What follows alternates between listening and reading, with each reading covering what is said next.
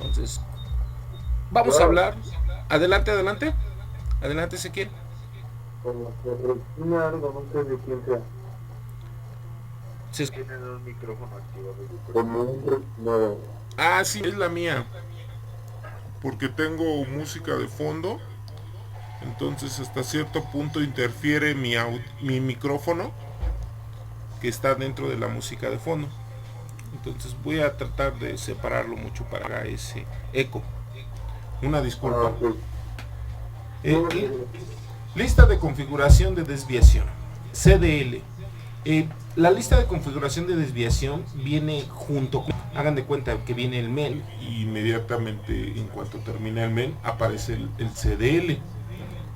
La lista de configuración son fallas que aparecen en la aeronave pero que no afectan a la aeronavegabilidad. Un ejemplo aquí vamos a ponerlo. En este caso, eh, en el tren de aterrizaje vamos a tener muchas compuertas y esas compuertas nos van a servir para poder carenar el tren de aterrizaje cuando se levanta. Entonces, el tren de aterrizaje cuando se levanta, todas las tapitas cierran las compuertas y el avión de cierta forma se genera netamente aerodinámico. Carenado es agarrar una forma aerodinámica. Entonces, a través de esto generamos las líneas de corriente efectivas para que el avión se desplace de forma efectiva aerodinámicamente. En dado caso de que nosotros, por X o Y razón, vamos caminando y sin querer golpeamos una puertita y la dañamos, ¿no? Supongamos que tumbamos esa puertita que aparece. Entonces es una falla, al final de cuentas, que le está pasando al avión. Pero esa puertita no va a impedir que el avión no sea aeronavegable. Eh, el concepto de aeronavegable se refiere a mantener esa seguridad en la operación. Entonces, esa puertita pues es una falla, pero que no afectaría la aeronavegabilidad. Entonces, esa puertita dentro del código ATA clasificado sería el ATA 321201. Nos dice que es una puerta de sello del tren principal de aterrizaje. Entonces, aquí vamos a poder visualizar. Es una compuerta utilizada para el 787-8.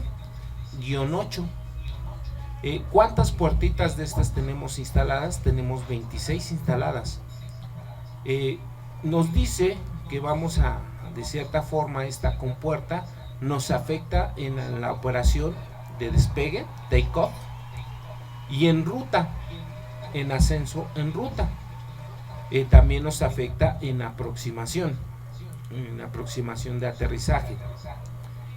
Si nosotros lo analizamos, es como vamos a aplicar esta aseveración. Es como cuando nosotros vamos en la carretera y nos da de repente calor y bajamos los vidrios de las puertas para que nos entre aire. Como nosotros vamos en carretera, pues de cierta forma vamos a una velocidad máxima hasta cierto punto. ¿Y qué provoca? Pues resulta que el aire se mete adentro de la cabina de nuestro carro. Eso genera una afectación en las líneas de corriente. Las líneas de corriente son las que hacen que el avión se desplace de forma efectiva aerodinámicamente. Entonces, si nosotros estamos ya afectando esas líneas de corriente, ¿qué pasa? El aire se mete y empezamos a generar vórtices de turbulencia. Esos vórtices de turbulencia generan lo que es el concepto de resistencia al avance. Entonces el aire de cierta forma se va a resistir a avanzar y de forma directa, ¿qué va a producir? Pues que el motor del carro empiece a consumir más combustible. Entonces lo ideal, cuando vayan en carretera, suban sus vidrios, pongan el aire acondicionado. Bueno, también el aire acondicionado consume combustible. Entonces, en el avión pasa lo mismo. Si una de estas puertitas se cayó, las compuertas se van a levantar, el tren de aterrizaje se van a levantar, todas las compuertas se van a cerrar, pero esa puertita que le va a faltar, de cierta forma va a provocar una disrupción en las líneas de corriente, es un huequito que queda ahí, entonces el aire se va a intentar meter en esa zona y va a empezar a generar flujos turbulentos. Esos flujos turbulentos generan esa resistencia al avance, conocida en aerodinámica como resistencia parásita. La resistencia parásita es producida por efectos de elementos que no son aerodinámicos. Entonces se genera una resistencia parásita y entonces ¿qué tenemos que hacer? Pues compensar con combustible. Entonces aquí nos diría que para compensar, en este caso en route climb, en ruta, pues le tenemos que poner 68 kilogramos, en aproximación 23 kilogramos, entonces debemos de poner un poquito más de combustible. Entonces aquí nos dice para el 787-8 incremente en su planeación de vuelo el combustible 2.700 libras por cada tren de aterrizaje extendido por cada 10 minutos. Específicamente serían 23 kilogramos, 38 kilogramos, aproximadamente 100 kilogramos adicionales que le tenemos que poner por esta que se nos cayó. Entonces, este sería un ejemplo. Lo que tenemos que hacer es, ¿sabes qué? Es un elemento que no afecta aerodinámicamente, identificamos su código ATA, entramos al CDL, ahí vemos la penalización que puede afectar. Entonces, otro ejemplo de CLED pudiera ser el mecanismo electrónico de asiento reclinable en un pasajero. Bueno, de hecho ese sería NEF, no Essential para el vuelo. Ese lo comentamos más adelante, ese sería NEF, ese no lo considero. CDL, entonces este sería un ejemplo de CDL, es una afectación que no, valga la redundancia, no afecta a la aeronavegabilidad, pero que sí se tiene que considerar por si es que llega a tener una afectación en cualquier tipo de sentido. Aquí vemos otro ejemplo, el 32.10.3 es parecido, de hecho vamos a ver el anterior, es el mismo, no, el anterior es el 32.12.01, este es el MEL 32.10.3.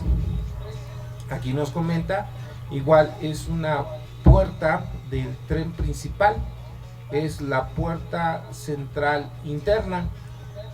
Dice, cuando una o ambas combinaciones de puertas estén afectadas, estas van a afectar van a limitar el rendimiento de la propia aeronave para el peso. Entonces hay que reducir el peso de la propia aeronave.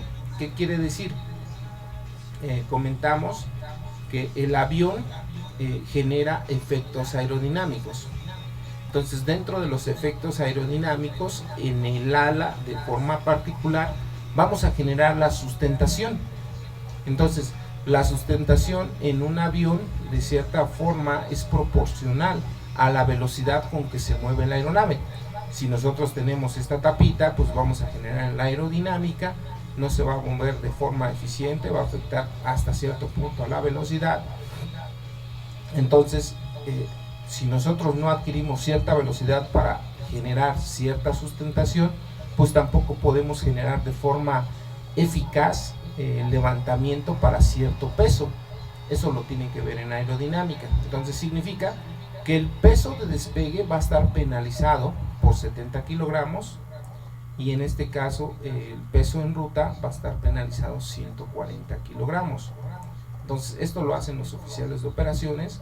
Ellos tendrán que verificar su peso de despegue y penalizar con estas cantidades. Entonces aquí nos dice que la limitante es el rendimiento en los pesos de la aeronave.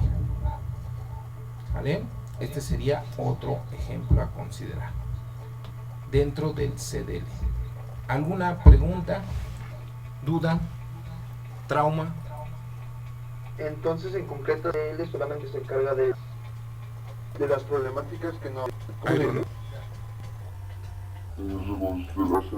Ajá, son fallas que no afectan